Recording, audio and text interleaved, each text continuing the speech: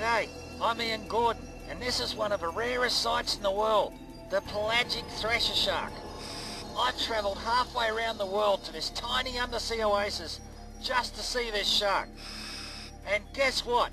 It might be for the last time. Blasts like that from dynamite fishing could spell the end of the sharks as well as me.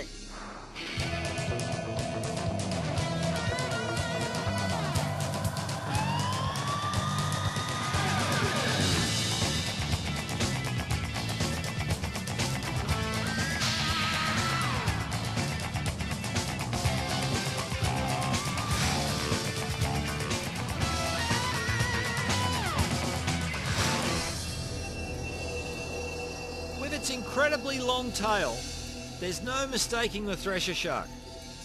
Its ability to leap from the water has made it a legend among game fishermen, but they spend most of their lives in deep oceans, and they've hardly been filmed, and few people have ever had a chance to dive with them.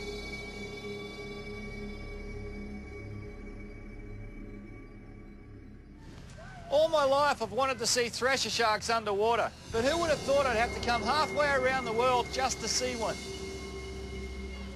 Hey mate! This is the island of Cebu in the Philippines.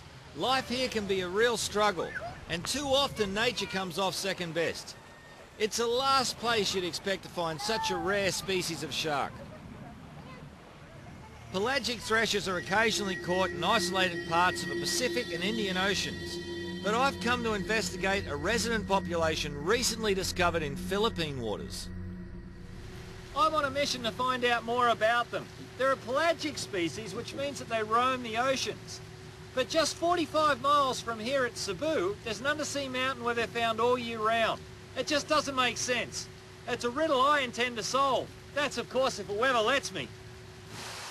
A typhoon delays my departure by 3 days. But even without tropical storms, in this part of the world you can have 4 seasons in one day. It's incredible the amount of junk that's in the water after that typhoon. It's just all been blown down off the land, into the water. It's reduced the water visibility to about 15 to 20 feet. It makes it so hard to see those sharks. It's not good for the animals either. All this plastic's potentially deadly for all of those animals, including seabirds and turtles. Hope it will clear up soon.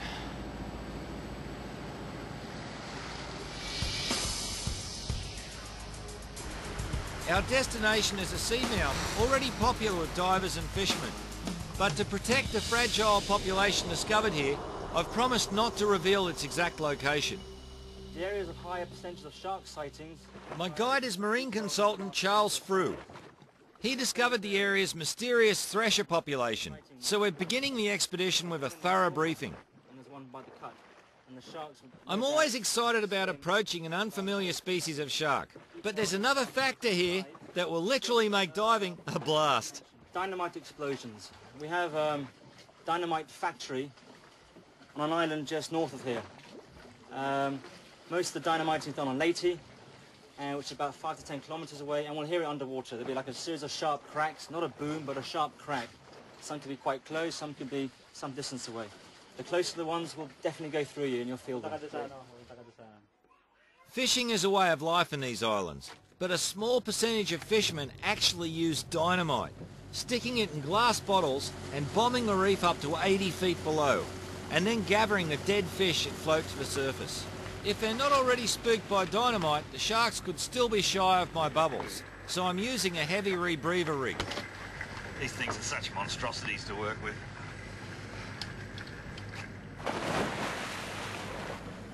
Charles has seen the sharks regularly visiting a small area on the edge of a seamount. So far there's a lot less life here than I'd expect on a coral reef, and what's here is hiding.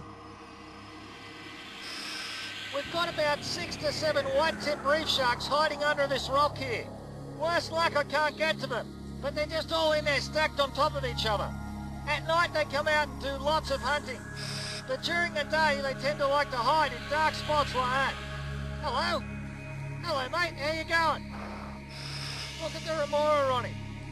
You can see them all over the edge of him there. There's one up the top here. And those remoras feed on little scraps of food that are left by the white tips. So as the white tip comes in and catches a fish under the ledge and bangs it all around the place, the remoras come in and eat the little scraps of food. They also take the occasional parasite, but not too many.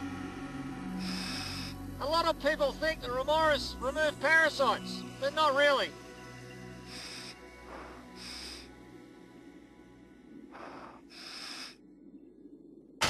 Wow, I felt that. That's the dynamite that Charles was talking about. When a blast goes off, the shockwave goes right through you. Wow.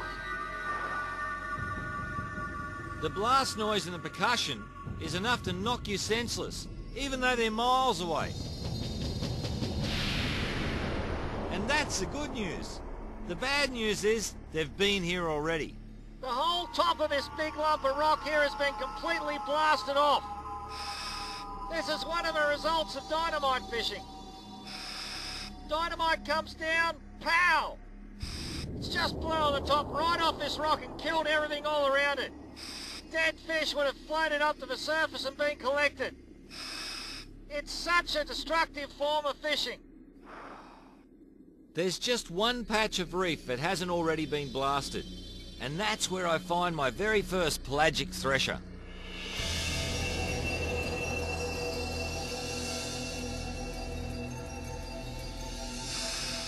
This is what I've come here to see, the thresher shark.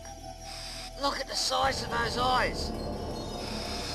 This is the type of animal that hunts in deep water or hunts at night. Charles tells me that they circle this spot briefly every dawn, then disappear for the rest of the day. The question is, why?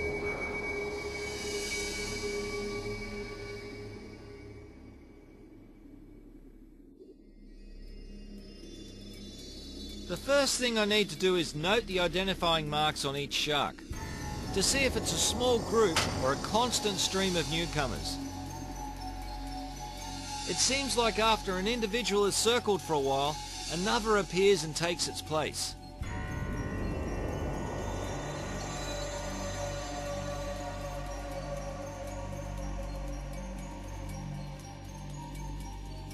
This is behaviour no one else has documented. I'm not sure what's bringing them up, but I'm pretty sure the daylight on that sensitive eye is what sends him away over the drop-off.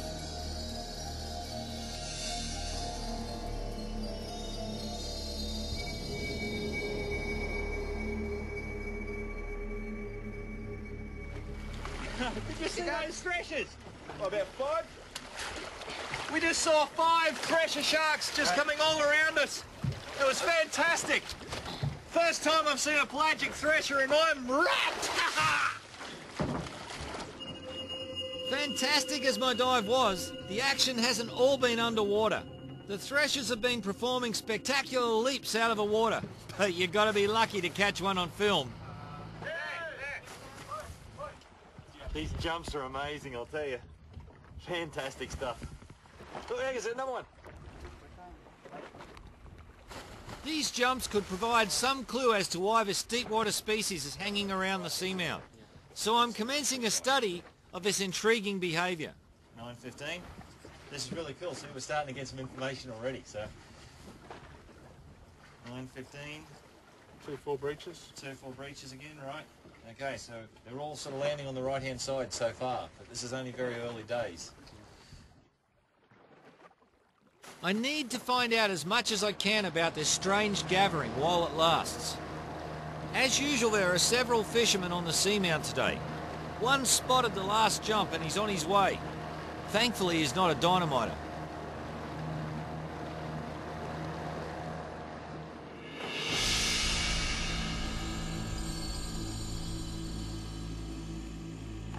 Today I'm starting a little experiment to tell me just what's bringing the threshers up from the depths. If the sharks are coming up the seamount to feed, then maybe I'll be able to tempt them with some nice fish.